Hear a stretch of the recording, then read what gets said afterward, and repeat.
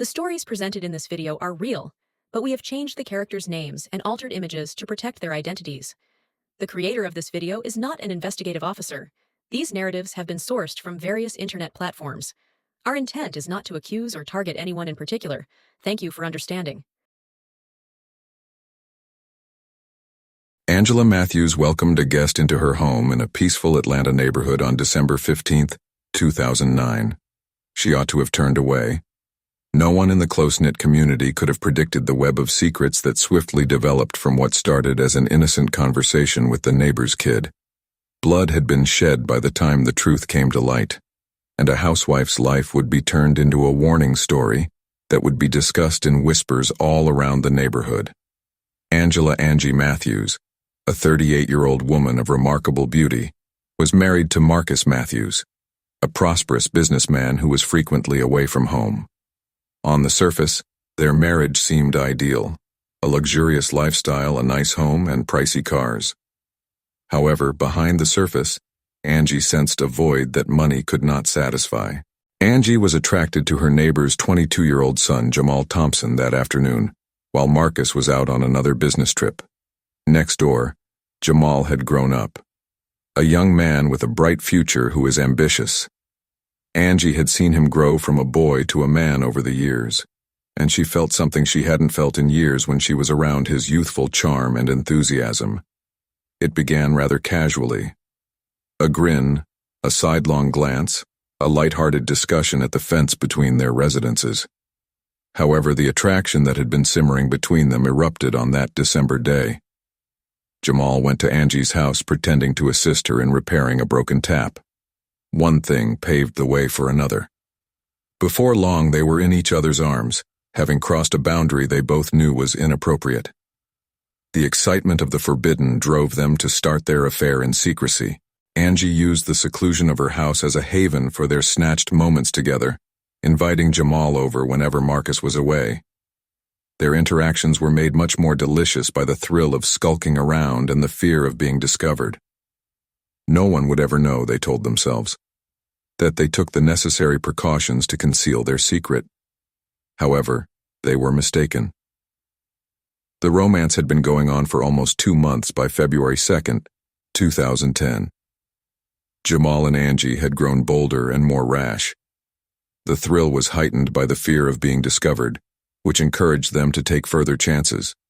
They relied on Marcus's frequent absences to hide their tracks, meeting at strange times even throughout the day. Marcus was scheduled to attend a business meeting in Chicago that morning. As usual, Angie asked Jamal over, sure that she would have the day to herself. They lost themselves in the passion of their romance as they spent hours together. They were unaware, however, that Marcus had chosen to surprise his wife by arriving home early, after concluding his meeting early. Marcus pulled into the driveway around 2:45 p.m. Jamal and Angie were upstairs, not even realizing he was there. Marcus's voice reverberated through the silent hallways as he yelled for Angie as soon as he entered the house. When Angie heard his voice, her heart almost stopped. When she realized they were in danger, panic struck. She threw Jamal out of bed in a panic and told him to hide. Jamal barely had time to escape out the bedroom into the adjoining bathroom, half-dressed and scared. Unaware of the tension in the room, Marcus called Angie's name and headed upstairs. As she met Marcus in the corridor, Angie hastily composed herself and forced a smile. In the hopes that he wouldn't notice the messy bedroom behind her, she made up a story about napping. Exhausted from his journey, Marcus didn't ask her specifics. After giving her a cheek kiss, he went to the loo to change. When Angie realized that Jamal was still lurking inside, her heart began to race. But they had good fortune. Instead, Marcus chose to use the downstairs guest bathroom. Angie muttered for Jamal to go out the back door as soon as he was out of sight. Jamal managed to escape, just escaping detection, but the near miss left them both shaken. Angie realized they needed to use more caution after that day. The excitement remained, but it was now tinged with fear. However, neither of them could bring themselves to stop the affair, even if it was dangerous. The rush and the feelings they gave each other were what they were addicted to. Thus they persisted, holding increasingly covert meetings and acting more rashly. Their good fortune started to run out on February 20th, 2010. The elderly neighbor across the street, Mrs. Jenkins, had long been regarded as the busybody of the neighborhood. She was aware of everything that occurred on that block, and she had started to observe the odd arrivals and departures at the Matthews residence. She witnessed Jamal entering Angie's house covertly that afternoon, his eyes darting about as though he was terrified of being noticed. Suspicious by nature, Mrs. Jenkins observed from her window. She became curious. She casually shared what she had seen to another neighbor later that evening. In their close-knit community, rumors swiftly spread, and Jamal's mother, Patrice Thompson, soon heard them. The rumors worried Patrice, a devout mother who had great expectations for her kid. That evening, she went up to Jamal and demanded to know what was happening. Taken by surprise, Jamal denied everything. He maintained that there was no relationship between him and Angie, and that Mrs. Jenkins must have been misinformed. To Patrice, however, the doubt had already been sown. Although she had no evidence, just the word of an elderly woman who was notorious for gossiping, she didn't think her son was telling the whole truth. Jamal was afraid that his secret was no longer secure, even though he denied it. The affair, which had started out as an exciting escape, suddenly felt like a ticking time bomb that could blow up at any minute since the walls were closing in. However, neither Angie nor Jamal could have foreseen the extent of that explosion's devastation. The atmosphere in the Matthews house was tense on the evening of March 5th, 2010. For weeks, Angela Matthews struggled with remorse as the consequences of her affair with Jamal Thompson became unbearable. Knowing that a relationship with Jamal would only result in more problems, she had made the decision that it was time to break up. However, she was unaware of how volatile the situation would get when she got ready to tell him the news. Under the guise of a routine meeting, Angie called Jamal over at around 7 o'clock. However, instead of the passionate hug he had anticipated, Jamal was greeted by a solemn Angela. She informed him that they both needed to move on, and that their affair had to stop because it was getting too dangerous.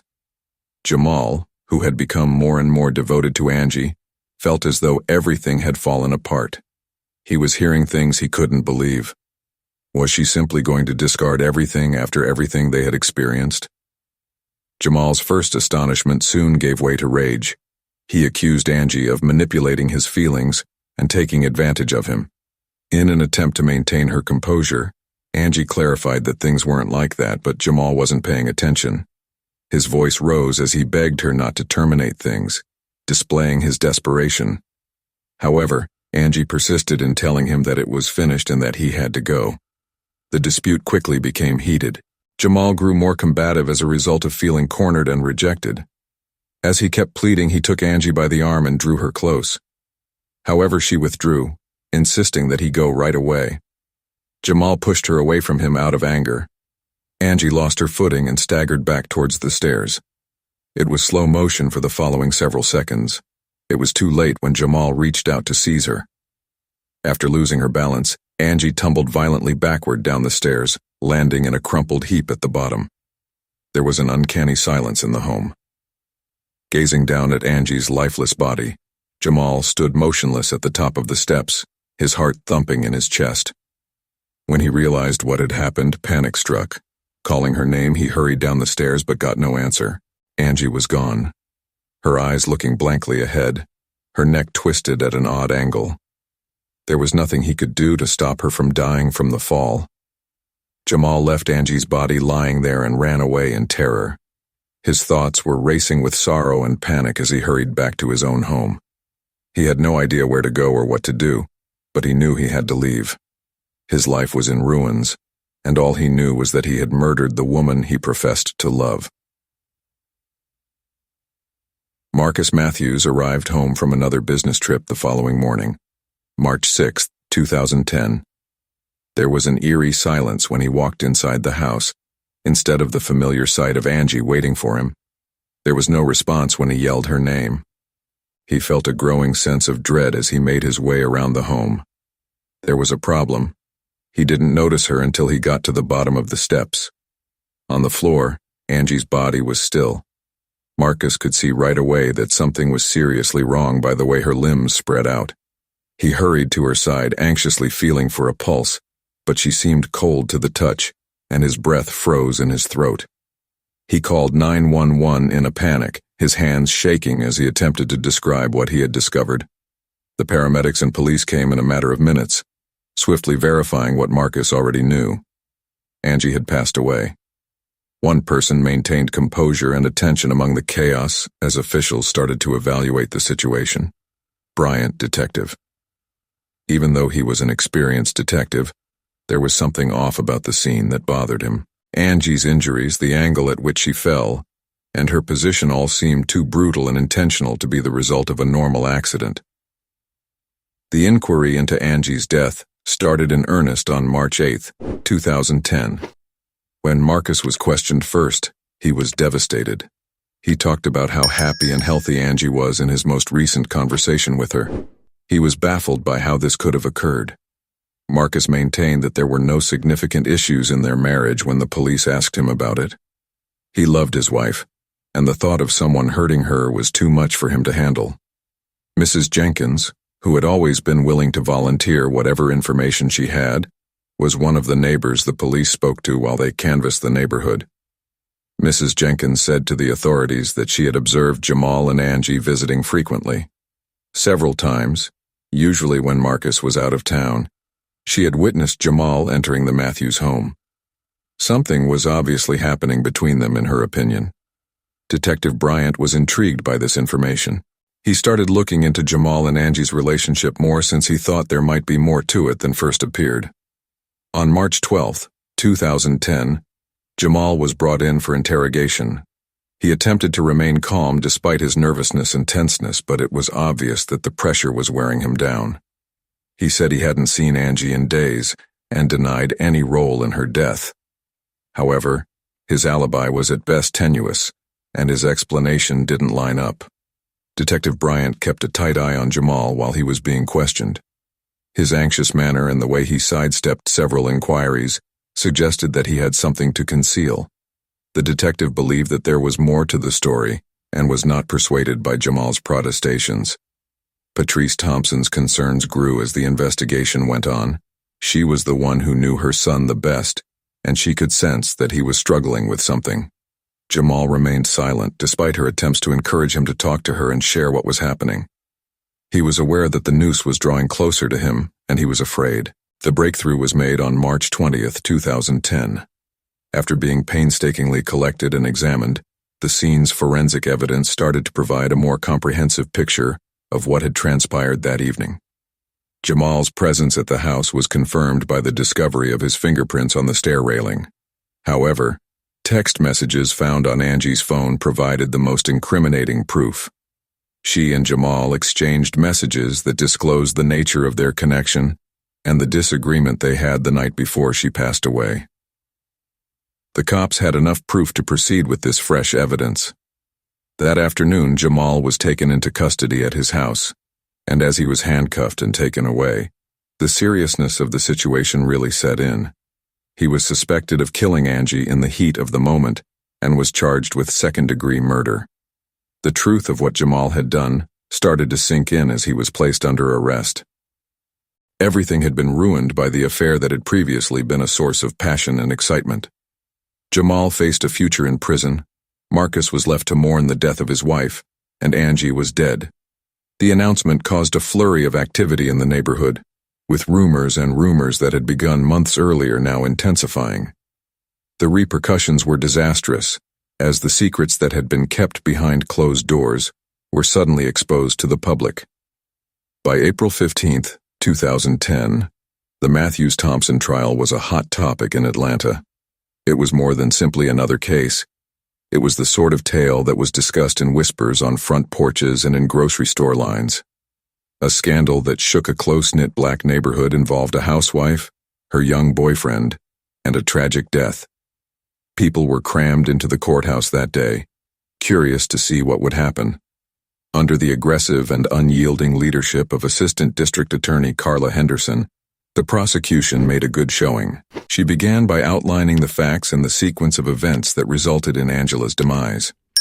Forensic evidence, such as Jamal's fingerprints on the stair railing, the text messages he exchanged with Angie, and the bruises on her arms that suggested a fight, formed the basis of the prosecution's case.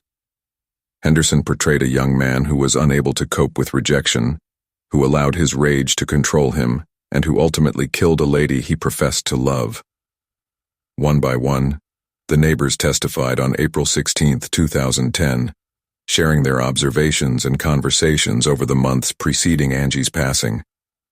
First up was Mrs. Jenkins, who spoke steadily as she related how she frequently saw Jamal slipping into the Matthews home late at night while Marcus was out. Everyone had heard the rumors that had been going around the neighborhood, but nobody wanted to believe them, she said. The prosecution's claim that the affair had been a well-known secret was further supported by her devastating testimony. On April 18, 2010, Marcus Matthews provided testimony. With a broken heart, still reeling from the loss of his wife, he proceeded to the stand. His voice faltered as he talked, but he maintained his composure. He discussed how his marriage to Angie had started out well but had gradually begun to deteriorate.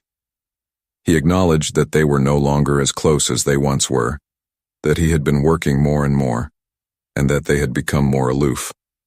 Despite their marital problems, Marcus maintained that he was unaware of Angie's affair until the police investigation started.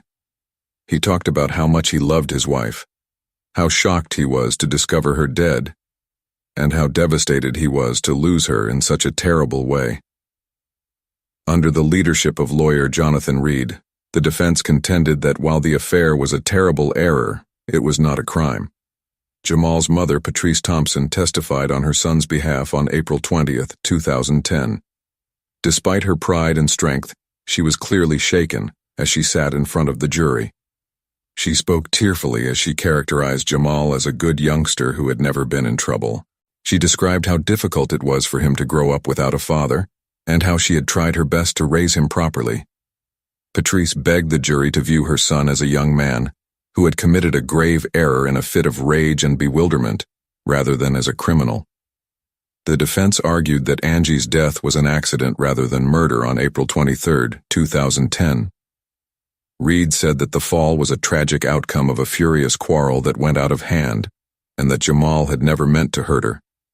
He emphasized that Jamal had not planned any of it, that he had been devastated by what had transpired, and that he had attempted to prevent her from falling. However, the prosecution remained unmoved, claiming that the evidence demonstrated a crime of passion motivated by desperation and jealousy. On May 10, 2010, following weeks of testimony and discussion, the jury returned a verdict. As everyone awaited the verdict, the courtroom was anxious. Jamal Thompson was convicted of involuntary manslaughter by the jury. Even though the crime was not as serious as the second-degree murder he had been charged with at first, it nevertheless carried a heavy penalty. Jamal received a 15-year prison sentence with a 10-year parole potential. Patrice sobbed as the punishment was read, her sobs reverberating across the courtroom. With the consequences of his conduct and his loss of freedom bearing down on him, Jamal, now bound, hung his head. For all those concerned, the trial's aftermath was heartbreaking. Marcus Matthews made the tough choice to sell the home he and Angie had shared for so many years on June 5, 2010. He couldn't handle the memories any longer. The catastrophe that had rocked his life, the disputes, the laughs. He was unable to remain in the neighborhood where he was well known, and where he was constantly followed around by pitying looks and murmurs. In an attempt to find some quiet and start over somewhere where no one knew his name, Marcus packed up his things and left. Patrice suffered 2 losses. In addition to losing her son to the criminal justice system, she also lost the privacy and respect she had valued. As she grew more withdrawn and the burden of Jamal's deeds weighed heavily on her heart, her once active involvement in the community diminished. Unsure of what to say, the neighbors who had earlier given her a warm greeting now avoided making eye contact. The scandal left the lively, close-knit town shattered and served as a continual reminder of how easily things may go wrong. In the end, The purported secret passion turned into a lethal addiction. But this is nothing compared to the terrible drama that resulted from the housewife's affair with the neighbor's daughter. Watch and subscribe for more of the never-ending family and neighborhood turmoil. The stories presented in this video are real, but we have changed the characters' names and altered images to protect their identities. The creator of this video is not an investigative officer. These narratives have been sourced from various internet platforms. Our intent is not to accuse or target anyone in particular. Thank you for understanding. Despite the slim likelihood that their aspirations will come true, many young individuals have moved to Los Angeles with the intention of becoming well known in the film industry. While those who fail are either compelled to return to their hometowns or continue trying in the hopes of one day landing their big break. Those who succeed typically go on to live a wealthy and rewarding career. One such would-be actor, Juliana Redding, 21, relocated from Arizona to Santa Monica in 2005, but her journey would be filled with many unexpected turns and a devastating conclusion. Many people have questioned whether justice was done in this case because the verdict was unexpected, and Juliana's family must now live with the possibility that the criminal who killed her will never be held accountable for their horrible deeds. By all accounts, Juliana had a wonderful childhood growing up in Tucson, Arizona, where she went to South Point Catholic High School. She chose to relocate to California after graduating since she wanted to pursue a career as a model and was near to her family. She told her parents, Patricia and Greg, that she would like to create a boutique in the future because her true dream was to run her own company someday. She maintained regular communication with her family after moving to Los Angeles. She would frequently give her folks a call to catch up and update them on her intentions. Additionally, they would frequently text one another, and occasionally she would return to Tucson to pay them a visit. By 2008, she was attending Santa Monica College and living alone in a Santa Monica bungalow. While searching for modeling or acting chances, she worked as a restaurant waitress to supplement her income. Juliana appeared to be happy with her circumstances for the moment. However, all would alter on March 16th of that year when Patricia learned she was unable to communicate with her daughter. What is known is that on March 15th, Juliana went to play golf. She then went back to her bungalow and decided to stay up and watch TV, mainly Seinfeld reruns. When Juliana's neighbors called Patricia the next evening to report that they hadn't seen her at all that day, and that her dog had been spotted inside her bungalow, but the place appeared to be completely empty, Patricia's worries grew. Patricia kept calling her phone in the hopes that she would pick up, but she never did, and she never gave her mother a call back. She initially believed that she might simply be busy, but she realized something wasn't right when she hadn't heard back by 6 p.m. She made the decision to call the police at that point. Investigators agreed after Patricia gave them the rundown on the scenario and asked if they may do a welfare check. Officers visited the bungalow and inspected the exterior, finding nothing unusual or odd. She should have been home because her car was still parked in the driveway, but there was no sound coming from the bungalow. However, they knew something odd had happened when they walked into the building. At the main door of the cottage, they saw a candle burning. They then immediately smelt natural gas, which they realized was coming from the gas cooker that had been left on, but the burner was off, making the entire room almost a time bomb. Then they discovered something even more disturbing. They looked all over the home before finding Juliana in the bedroom at the back. Unfortunately, she had passed away. Although it was immediately apparent to detectives that she had been strangled, it was also clear that she had resisted her assailant. By all accounts, the flat appeared to have been the scene of a bloody conflict. When it was discovered that Juliana's DNA was found beneath her own fingernails, indicating that she was trying to free her throat from her assailant's hands, this argument was validated. Although there were little hints as to who had killed her, it was known that whomever had broken into the flat intended to hide their presence by blowing it up. A lot of evidence would have been destroyed at the scene if they had thought that the gas coming from the cooker would react with the lit candle and cause an explosion.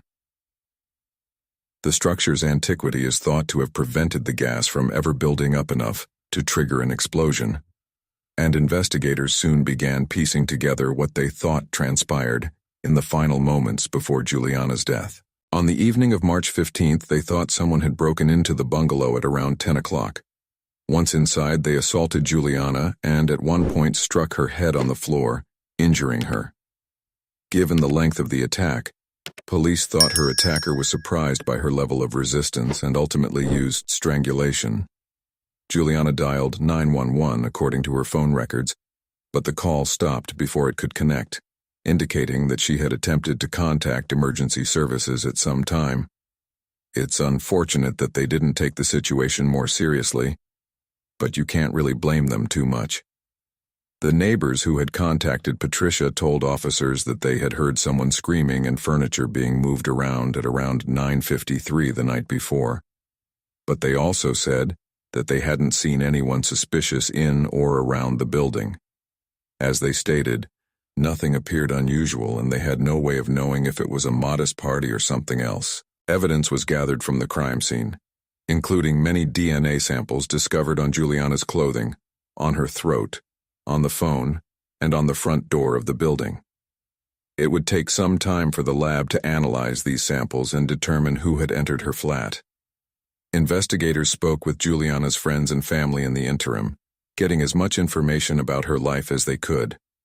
Juliana's father recommended that they get in touch with John Gilmore, a guy Juliana had had an intermittent relationship with when they were talking to crime scene experts. He went on to say that when he learned that Juliana and Gilmore were dating, he worried about her since Gilmore had a violent temper, which was made worse by the fact that he had once kicked in her car door and pushed his way into her flat. Investigators believed they had finally located the lead they had been looking for when they learnt of this development.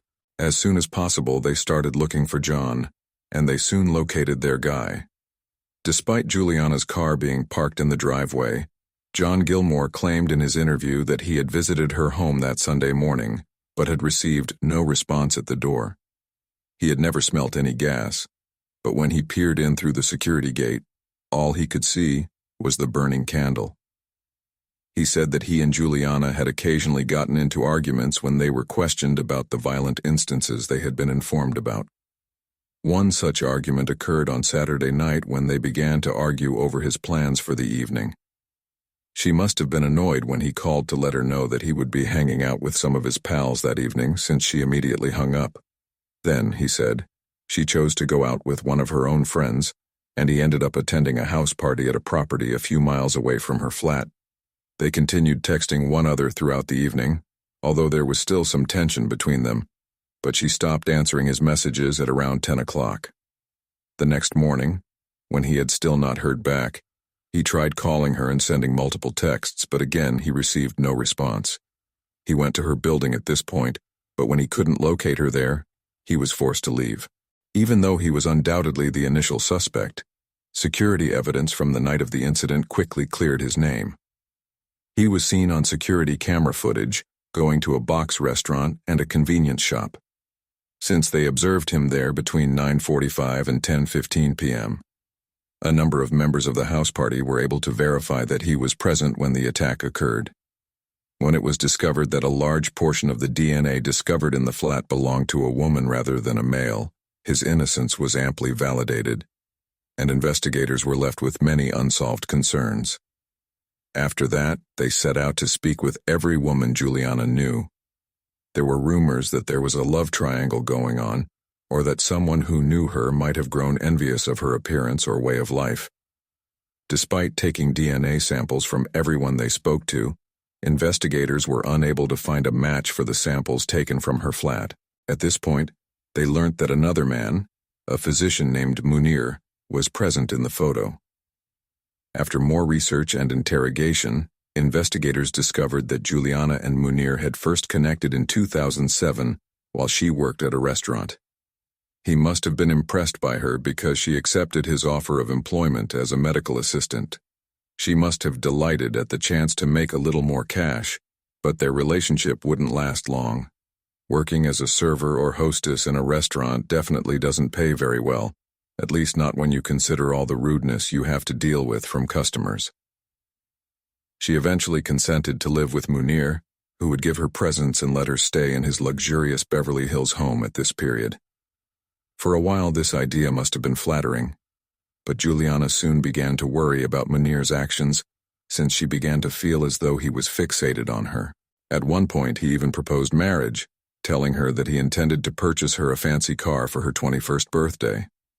She would undoubtedly have plenty because he was a very rich man, but she found it overwhelming and a little worrisome that he was known to spend money on women, vehicles, and jewelry. It's unclear whether Munir was making things seem much more than they actually were, almost like delusional wishful thinking, or whether he just misunderstood Juliana's message. However, from this point on, Munir's actions only became more bizarre, and Juliana quickly realized that she needed a way out. Eventually, Juliana lost her mind and decided she had to break up with Munir. She then moved to the Santa Monica bungalow that her father was paying for. It is somewhat unexpected that the couple remained in contact after parting ways amicably. Later, one of Juliana's friends would disclose that she, Juliana, and Munir had once gone to Las Vegas to celebrate a friend's birthday. However, things were not as they looked, as her father began investigating Munir's past and discovered some extremely shocking information.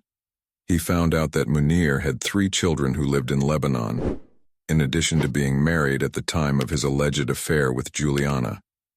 He told his daughter what he had discovered because he was positive that his family was unaware of Juliana or any of the other ladies he had been spotted with. The news shocked and upset her, and she told him right away that she didn't want to see him anymore. She even instructed him not to talk to her ever again, which was definitely the appropriate thing to do. Even though Juliana and Munir were no longer on good terms, her father, Greg, a chemist, continued to stay in contact with Munir because they had been negotiating a business deal. However, the deal fell through because Greg became worried that Munir was operating his company in a somewhat illegal manner. The evidence against this individual was mounting rapidly, and it soon became evident that he was not the person he had presented himself as. The fact that Juliana's death occurred only a week after this deal went awry struck investigators as odd, and they quickly began to assume that Munir knew far more than he was admitting. However, keep in mind that his DNA was not discovered at the crime site.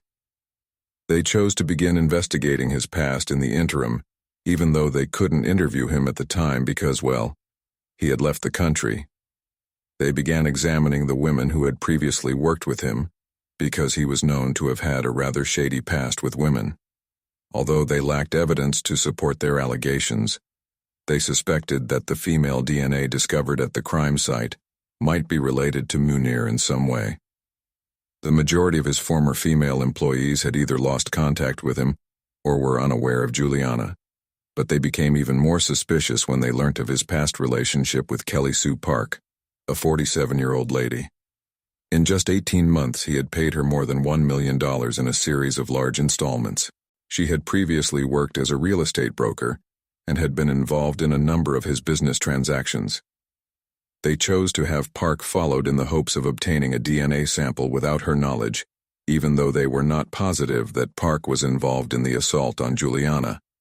It was determined that this should be done without raising any suspicions because, if she was somehow involved in the crime, she might have informed Munir that the investigators planned to take her DNA. Eventually, their perseverance paid off when they managed to gather one of her abandoned cigarette butts and had it sent for analysis. As soon as it was discovered that Park's DNA matched the samples taken from Juliana's cottage exactly, investigators were told they had finally made a breakthrough in the case. Park was undoubtedly present when the attack was carried out, and Munir was probably engaged in some way as well. Even though he hadn't returned to the United States yet and couldn't be questioned just yet, Park was obviously caught and charged with Juliana's crime right away. Since he abruptly disappeared, it is thought that Munir learnt about her detention just a few days later. At the time, it is thought that he was probably in Lebanon, perhaps to evade police pursuit. The only issue was that Juliana's crime's motivation was still unknown. It was assumed that Munir had hired Park to carry out the attack in revenge because it was implied that he didn't like the idea of their relationship ending, or that he had become agitated when his business arrangement with her father didn't work out. According to one of the most frequently held explanations, Munir had given Park instructions to visit Juliana in her flat in an aggressive manner in order to coerce Greg into accepting the transaction they were negotiating. Although this was still only a theory, Park was caught off guard when Juliana began to fight back and ultimately took her own life as the two women fought for their lives. This would later be a matter of contention in court, when it was claimed that Munir had consented to pay Park 6 figures in order to carry out his scheme. It made plausible that Park would have been engaged this time as well because, according to information released by the LA Times when word of her arrest reached the media, she had a history of intimidating people who disagreed with Munir's business plans. She once threatened a bank manager who had also canceled a deal, and she was instructed to threaten one of his clients who had not made his promised payments on time. However, Park chose to enter a not guilty plea to charges of second-degree homicide in spite of the abundance of evidence discovered in Juliana's bungalow and the DNA that identified her as being present at the incident. Her defense lawyers said that they would be prepared to inform the judge that Munir, who was still abroad, was the only person who connected the two women and that they had never met. In contrast, the prosecution wanted to disclose that Park had been employed by Munir as an enforcer, and that her attempt at intimidation finally resulted in Juliana's death. But this didn't work out as planned. The court in this case decided that the state would have to rely on evidence discovered at the scene, such as the DNA that matched Park's, and that this theory could not be utilized during the trial since there was insufficient evidence to support it. They would also point out that Park was almost 6 feet tall, and that she was a confident, powerful lady who could easily function as an enforcer or intimidator if Munir gave her instructions. It seemed like this woman simply possessed a personality and energy that were hard to overcome, and she was quite frightening to be around. Park was almost certain to be found guilty of killing Juliana because of the growing evidence against her. Her DNA had been discovered on Juliana's clothing, on the telephone, inside the front door locks and, most damning of all, on her throat, among other locations in the flat. Crime scene investigators discovered Park's fingerprint and a drop of blood on a dish that had been placed in the kitchen sink. The prosecution said that there was indisputable evidence that Park was in the flat that evening, and that given the two women were strangers, she had no motive to be there other than to carry out an attack at Munir's command. Additionally, since her DNA was discovered on her throat, proving that Park was the one who manually strangled her to death, they thought it was undeniable that she had died. However, it was far more difficult to hold this woman accountable for such a crime. Like the night she met Juliana in her flat, she wasn't going down without a fight. Her defense team was prepared to use every tactic in the book to get Park off the hook, and they had plenty of tricks in their sleeve. A different scenario put forth by Kelly Park's defense team allegedly called into question the idea that she and Juliana were in the flat the night of the crime. They argued that there was too much confusion about what had happened because there were no witnesses that night. They also theorized that Park's DNA might have entered the building through DNA transfer. This happens when an innocent person is suspected of a crime when their DNA is detected on an object they touched that belonged to someone else and was later found at a crime scene. Another instance of this is when two people touch the same object, transferring one person's DNA to the other. To put it another way, Park might have unintentionally brought Juliana's DNA to the crime scene by touching something that her killer also touched. In one instance, they mentioned a towel that Park may have worn 5 months prior while visiting Munir's house in Beverly Hills. After implying that the murderer was the one who carried out the crime, they tried to use the same towel to get rid of their fingerprints and DNA, which added Park's DNA to the scene. According to them, Park would have frequently visited this property because she was a recognized business colleague of his, and since Juliana had previously resided in the same house, it's possible that Park's DNA was unintentionally transferred to Juliana's cottage. Regarding Munir's involvement in the crime, the defense contended that neither the fact that Juliana had broken off her relationship with her father, nor a botched business arrangement with him, seemed like compelling enough reasons to kill her life. Regarding the substantial sum of money that was moved from Munir into Park's bank account, they said that since she and Munir were known to have done business together, these were merely payments that were due to her. The prosecution told the judge that Munir had previously boasted that he had hired a woman who was the female James Bond. They based their argument on the idea that she was paid to carry out assassination duties, and that Munir had more than enough justification to order Juliana to be hit. Some parts of the court hearings were simply impossible, and the case was only becoming more and more bizarre. According to the LA Times, Park called Juliana's workplace and was seen outside her bungalow the night before the attack was carried out, according to her phone records.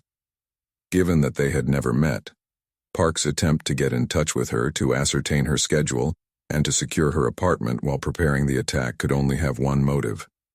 Authorities were still looking into the claim that Park and Munir had worked together on a health insurance fraud scheme at the time. The jury's decision in favor of Park stunned everyone, even though the trial would go on until 2013, an absurdly long time. Following the completion of all legal processes, Kelly Sue Park was declared not guilty by the jury. During the hearings, Juliana's friends and family expressed their fury at the judgment by yelling that she knew she was guilty and that something had gone horribly wrong as she was being released from the courthouse. As a result, no one would be held responsible for Juliana's death, and the one individual who was related to all of the case's participants would not even be questioned since he was unreachable. Her family must have been devastated by this decision for all the painfully obvious reasons, since they only offered a written statement in which they expressed their shock and anguish at the fact that justice had never been done. Even worse, Lebanon does everything it can to protect its own residents and does not have an extradition relationship with the United States. So Munir will never be held accountable for his acts as long as he remains in Lebanon. They thought it was inconceivable that Park and Munir could not be found guilty despite the overwhelming evidence against them. They have made every effort to accept the choice. And even after all these years, Patricia, her mother, still uses her daughter's room to paint, which gives her a semblance of a relationship with her daughter. She claims that because she does her finest work when she is feeling emotional, she has turned to painting as a coping strategy. She sometimes feels as if she and Greg, along with their son Patrick, are still trapped in 2008, the year of the attack, because they still can't believe Park and Munir got away with it. Fortunately, though, she has discovered a new purpose in life as a result of remembering her daughter through her artwork, and, following her recovery from breast cancer, learning to see the good in every challenge. After escaping the United States, Munir is thought to have joined his real family in Lebanon, and he continues to insist that he is innocent in this case to this day. He has never even been questioned or charged. When he was accused of committing medical fraud in 2015, he was arrested in Germany, but this never materialized. When his patients were promised that he would do the procedures, he allegedly permitted a physician's assistant who had never gone to medical school to do so. As a result, over 20 of his patients have come forward to say that they have suffered irreversible harm. After being freed for unclear reasons, he returned to Lebanon, where he was once more suspected of engaging in medical fraud. When it was discovered that Park was engaged in the German case in 2015, she was also taken into custody. She was accused of conspiring to defraud insurance companies of $150 million, misrepresenting to patients, causing disfigurement to patients, and performing poorly executed procedures. Once again, she escaped the police's grip after being eventually freed on $1.5 million bond. There is no simple solution or happy ending in Juliana's case. When it became clear that Munir was leading a parallel life, her family tried their utmost to shield her from him, but he ultimately left without even slapping her wrist.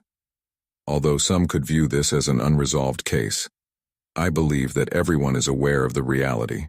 No matter how much strong evidence is offered, there are instances when the legal system merely fails people who have faith that due process will be followed. It is only to be hoped that this example will teach us something so that failures like this don't happen again. We appreciate your interest in this new True Crime Stories episode. Please remember to like and subscribe if you liked this video, and take a look at this other fascinating case I discussed. It keeps you updated on all of my upcoming videos and is completely free. To support the channel and be the first to see new videos, you can also click the join button below. The stories presented in this video are real, but we have changed the characters' names and altered images to protect their identities. The creator of this video is not an investigative officer. These narratives have been sourced from various internet platforms. Our intent is not to accuse or target anyone in particular. Thank you for understanding. After graduating high school early, Kylie Rodney headed off to a celebration with friends in the Tahoe National Forest.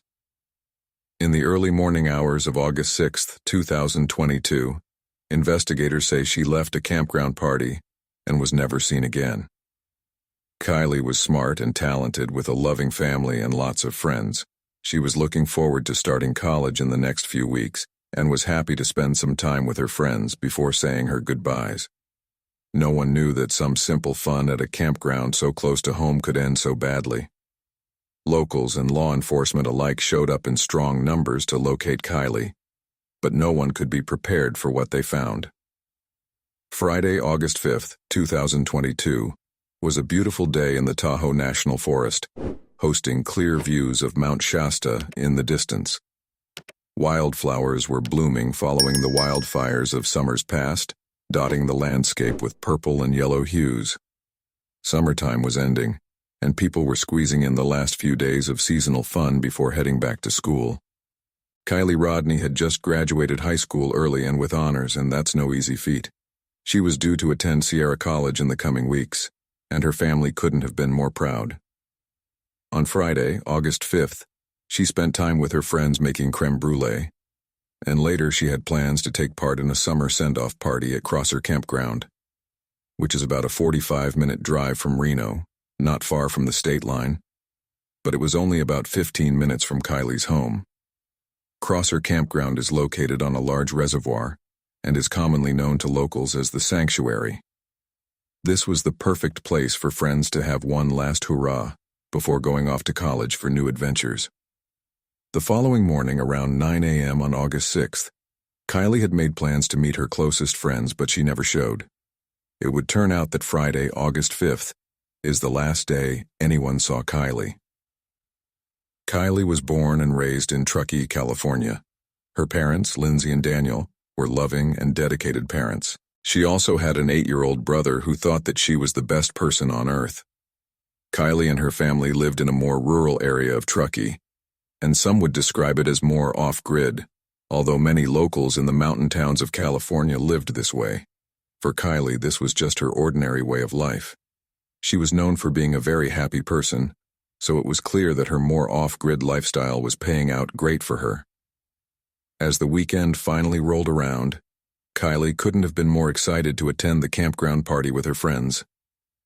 At around 6 p.m. on the 5th of August, Kylie set out towards the party, with her parents never realizing they would never see their daughter again. Shortly after 6 p.m. on the 5th of August 5th, Kylie goes into a gas station in Truckee, about halfway between her home and the party's location, where surveillance cameras captured footage of her browsing the store. A couple hours later, close to 10 p.m., Kylie arrives at the campground with her friend Magdalene, and she then links up with another friend, Sammy Smith. Sammy and Kylie spend most of their time at the party together, sharing drinks and breaking off briefly to chat with others. While this was supposed to be a tight-knit gathering of local teens, word about this campground party traveled fast, and soon, people from all over Northern California were making their way to Prosser to attend. Reports state that anywhere from 200 to 300 people were in attendance that night. Due to the tendency for wildfires in this area, the partygoers could not light a bonfire, meaning that unless there were other sources of light, the area was pitch black. It's been said that many people used glow sticks, electric lanterns, and their headlights to illuminate the area. Kylie and her group of friends had, of course, attended parties like this before. Kylie's mom trusted her daughter and had told news outlets that she never ever drank and drove. Kylie was both smarter than that and incredibly responsible. Kylie's friends have backed up this statement, saying they never saw Kylie drink at a party and then drive afterward. Thus, Lindsay had no qualms about letting Kylie attend. At around 11 p.m., the girls walked to Kylie's silver Honda CR-V to charge Kylie's phone.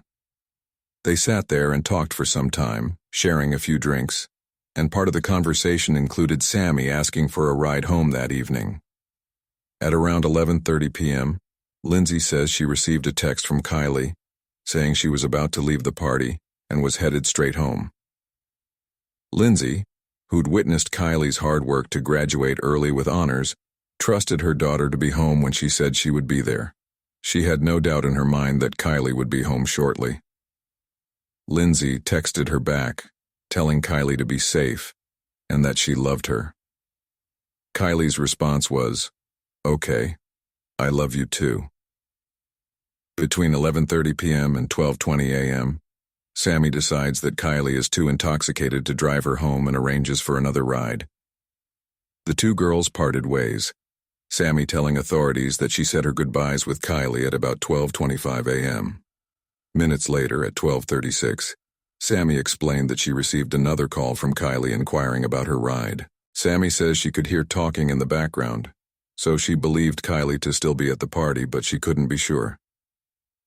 Unbeknownst to Sammy, this would be the last time anyone spoke to Kylie. Lindsay woke up the next morning to discover that Kylie was not in her room and that her vehicle was not parked outside. After she had been unable to get a hold of her after a few calls, she instantly phoned the police and reported that Kylie was missing. But the police didn't issue an Amber Alert immediately.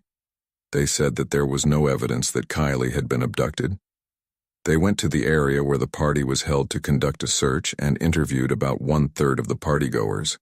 Investigators urged more people who attended the party to come forward, but many of the attendees were skeptical about speaking with authorities. Most of them were about to start college and were fearful that the repercussions from their activities at the party would ruin their future in some way. The police were vocal about the fact that no one would be in any trouble for things that happened at the party. They just wanted to find Kylie. But this wasn't enough to sway the minds of the partygoers. Most of them remained tight-lipped. Word traveled fast about Kylie's disappearance, but despite there being over 200 people in attendance, no one reported seeing anything. Yet both Kylie and her vehicle were missing. How was this possible? Surely someone would have seen something. Sammy decided to host a meeting with everyone who attended the party that night. No detectives were allowed at this meeting in hopes that speaking with peers and friends would put them more at ease. But still, nothing new came from it. Sammy told authorities several times that she was the last person to see Kylie.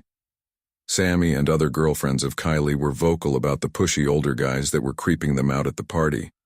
And this is when Sammy and the other friends decided to leave. This caused many people to raise their eyebrows.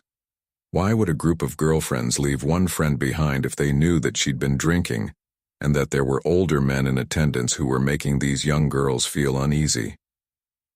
Even though Sammy reported that there were hundreds of photos and videos from that night, not a single one gave any evidence to Kylie's state of mind or whereabouts. Police were simply at a loss.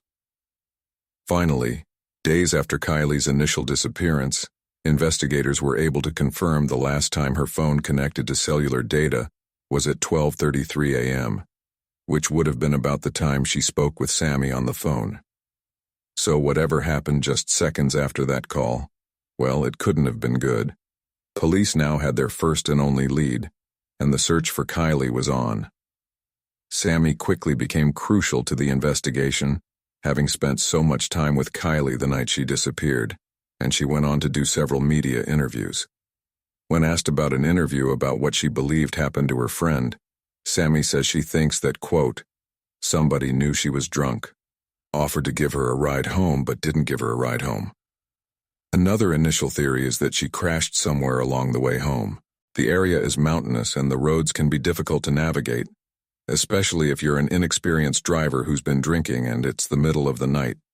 For any of you who may not have ever driven through the mountains, let me just say, some of these mountain roads can be hard to navigate even in broad daylight. Adding drinks into the mix, as well as the darkness of night, well, it's a recipe for disaster. Sammy Smith cooperated with the investigation, as did Kylie's reported ex-boyfriend, Jagger.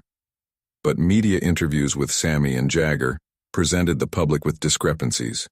Speculation circulated about the relationship between Kylie, Sammy, and Jagger. Many reported that Sammy and Kylie were not as close as Sammy had led the police to believe. At the time of her disappearance, Kylie and Sammy weren't even friends on social media, but internet sleuths discovered that Sammy and Jagger were.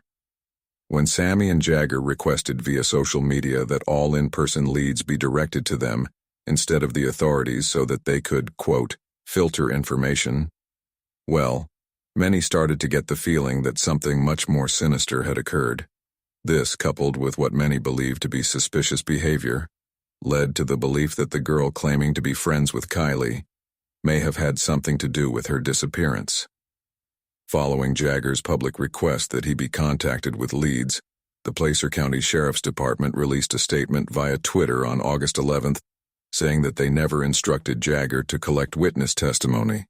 They emphasized that all information be relayed directly to them. This only increased public suspicion around Jagger and Sammy. As photo and video footage from the party started surfacing, it was sent over to be reviewed by the authorities. By August 12, 2022, the search for Kylie intensified. Authorities and volunteers extensively searched her last known location as well as her home, looking for anything that might have led them to finding Kylie. In a town hall meeting the week after her disappearance, the Placer County Sheriff's Office outlined their extensive searches. Officials told news outlets that they'd searched as far north as Sierraville and as far east as Verde.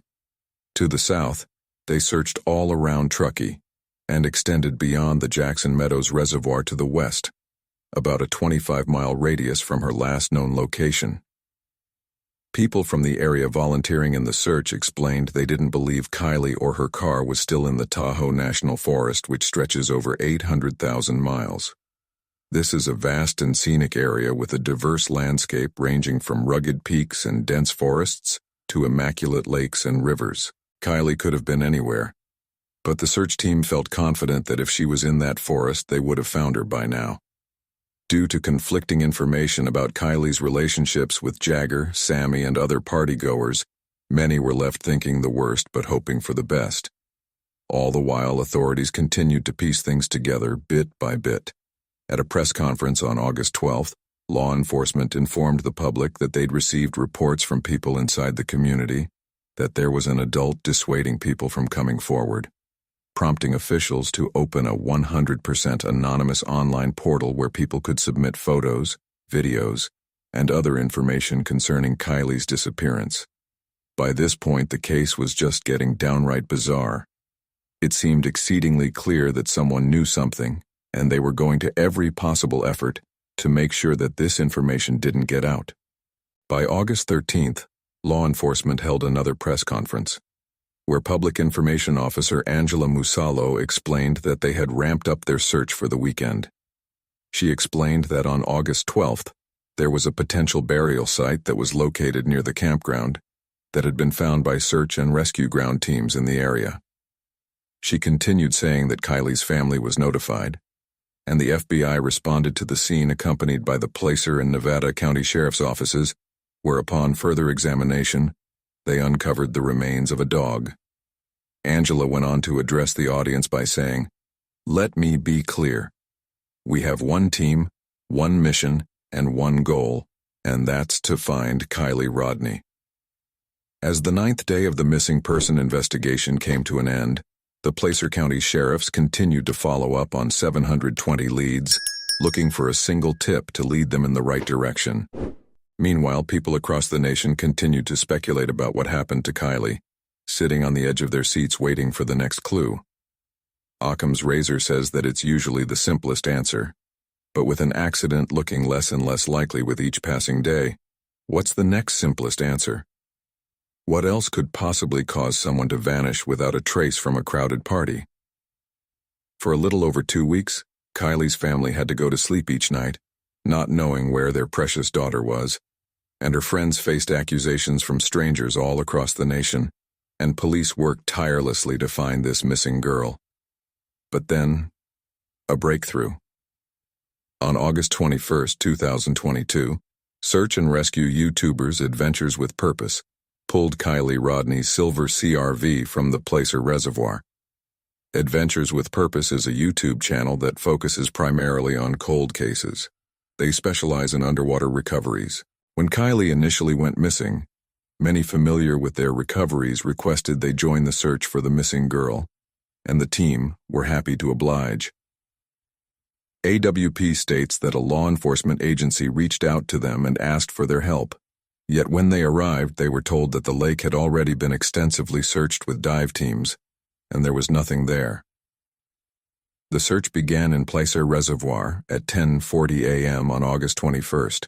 They launched 2 sonar boats, one of which located an object at 11:15 a.m., 55 feet offshore, and in only 14 feet of water, using a specialized Garmin sonar device. Nick, one of the divers, entered the water and confirmed that the vehicle was the one belonging to Kylie Rodney by matching the license plate. A diver was sent down, and unfortunately, he found a body inside the cargo area of the vehicle. According to Adventures with Purpose, the Garmin EchoMap Ultra that they used to locate the vehicle cost around $2,500, a small investment for a police force of this size. It appears to be a solid investment for search and rescue teams. So if this technology is crucial for underwater searches and a simple YouTube channel managed to purchase one, why are search and rescue teams in the area not using it? The FBI must have had the latest technology, so why were they unable to find the vehicle in the 2 weeks they helped local agencies in the search? After making the discovery, AWP made a Facebook post about the recovery mission. The team maintains that they reached out to law enforcement first as they were working with them to locate Kylie. But at the press conference the following day, the spokesperson for the sheriff's department stated that AWP never reached out to them, and that the police had to go out of their way to contact the team. Due to the amazing reputation of AWP, people have been skeptical about this information, with some believing that local law enforcement were just embarrassed by their oversight. The discovery of Kylie's vehicle was devastating to her family and the community, but even worse was when police made the haunting announcement that the body found in the back of the car was, unfortunately, Kylie. Most would assume that this would be the end of it, case closed. But things continued to get weirder from here, as people began to question local law enforcement about their efforts in finding Kylie.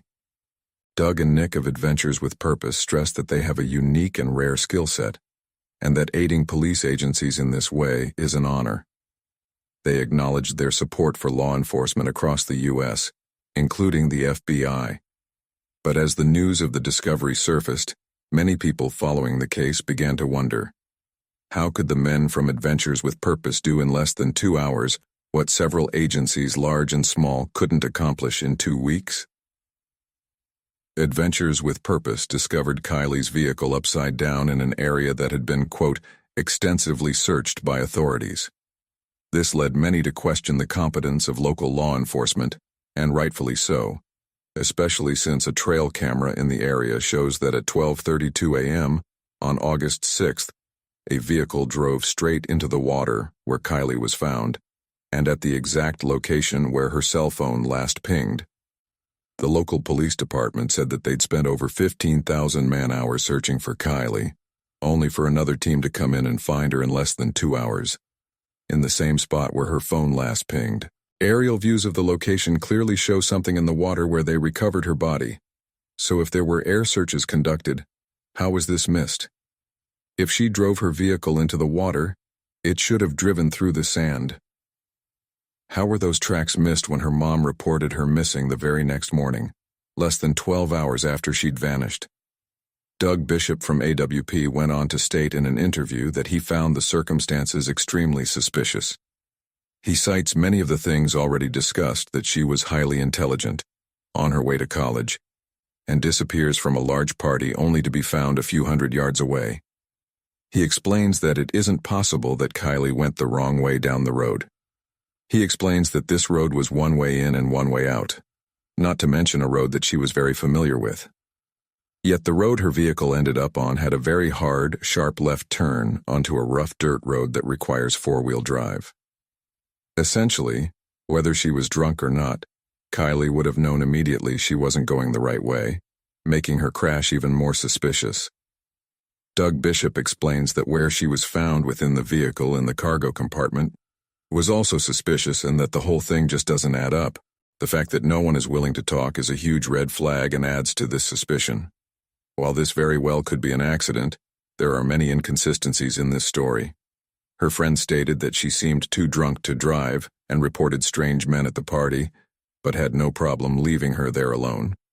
She clearly and coherently texted her mother, yet 30 minutes later was too inebriated to know that she was going the wrong way down a road that she'd traveled many times before.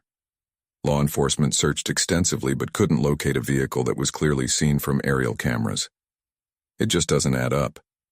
Bishop also says that it's suspicious that Kylie was located in the cargo area of the vehicle. He explains that had the windows been up, Kylie would have had the time to crawl back there. But why would she do that? We don't know.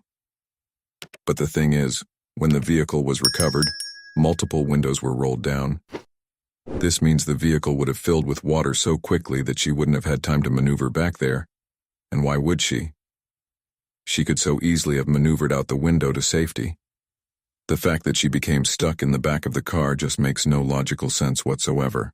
News reports claim that over 400 people pass away each year in their cars from being trapped in water. Your best chance of survival is to get out of the car before it's fully submerged. Most cars, when driven into the water, are fully submerged in less than a minute, so every second counts. Experts explain that your best bet is to get the windows down as soon as possible and escape through the front windows, not the rear.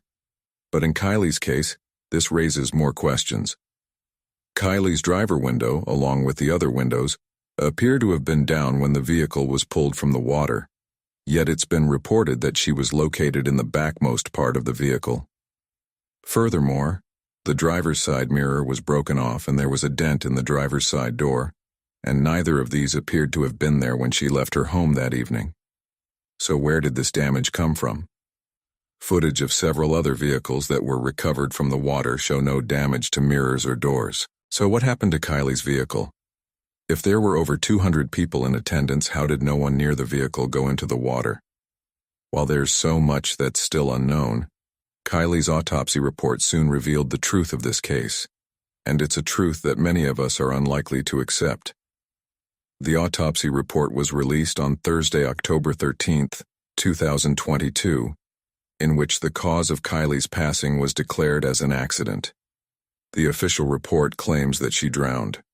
Locals find this conclusion surprising, to put it mildly. They cite suspicions due to the chief of police and the coroner being one and the same. They say that many crimes in the area are covered up or declared an accident because this is a tourist location, and having a reputation for crime would be bad for the local economy. And I second this notion.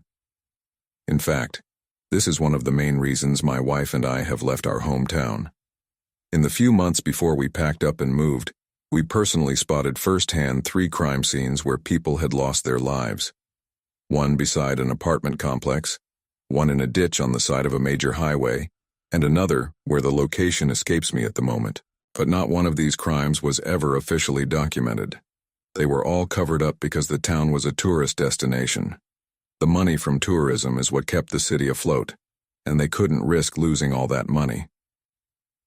The autopsy report says that Kylie was fully dressed and there was no evidence of any assault. The toxicology report showed caffeine, nicotine, and a minuscule amount of THC were in Kylie's system. Liver tissue samples taken showed that there was an alcohol level in her system of 0.08, right at the legal limit to drive. But many experts claim that these ethanol levels in her system were likely the result of the decomposition process. This leaves people questioning if Kylie was drunk at all. Roads in the area are not lit with street lamps. There are winding dirt paths that aren't well marked. It is possible, despite Kylie having been to this area many times, she took a wrong turn and drove herself directly into the water. But if so, what prevented her from climbing out an already open window? The most interesting element of the autopsy report is that there was virtually no water in her lungs. A medical examiner explained that the lung weights were surprisingly low for a case of water inhalation. One would expect that if a person passed away from drowning, there would be a lot of water in their lungs. But there wasn't nearly enough to conclude such a thing. Detective Sunier reported that because there was no evidence of foul play, the manner of her passing had to be listed as accidental. I don't know about you, but to me, this just means that the team didn't dig deep enough to find the evidence they needed. I mean, they clearly have a track record for this. Her vehicle was found in a spot they claim to have searched multiple times. In the end, there's a hole in the lives of Kylie's friends and family that will never be filled. Worse yet, they've never even been able to find out for certain what happened to Kylie that day. And I don't know about you, but I wouldn't be able to let the situation rest until I had some proven answers.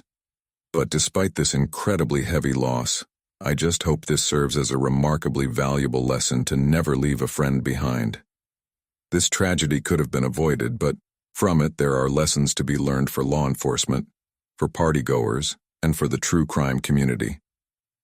Kylie didn't have to lose her life that night, but I sincerely hope that the story of her loss may, in some way, help prevent others from meeting the same fate. Thank you guys so much for tuning in to another episode of True Crime Stories. If you enjoyed this video, check out this other interesting case I covered, and don't forget to subscribe. It's totally free and keeps you up to date with all of my future videos. You can also click that join button below to support the channel and see new videos long before everyone else does.